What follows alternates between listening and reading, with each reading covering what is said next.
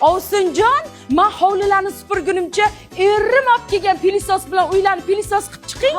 Hozir. O'tirganimga kichkina ko'rinyapmanmi deyman. Ha, olsin. Erim olib kelgan Wi-Fi ga ulanib olib, madaniy hordiq chiqarib olsizmi? Ay, biram bilag'ansiz. Yaxshim olib kelibdilar-ya. Yana ersiz qoldi-ya bechora bu. Yaxshiyam erim shu svetga pul to'labdi-da, bo'lmasa televizor ko'ra olmay o'tirardi. Voy, shu eringizni pullari ko'paysin. Mazza, salqin, shabboda. Ha, olsin. Erim o'rnatgan konteynerda muzdekini o'tish necha pul bo'lyapti? Voy, rahmat aytib qo'yarsiz. Qo'shni, bizdan ketman oluvdinglar, nima bo'ldi? Olsin, siz eringiz olgan turib olib chiqib bersinlar. Mani erimni pamyati 128 gigabayt olsa esingizda turardi. Sizni eringiz olgan esi yo'q. Har holda bizga ketmon kerak emas, sizga kerak bo'ladi, olib chiqib beringlar ketmon.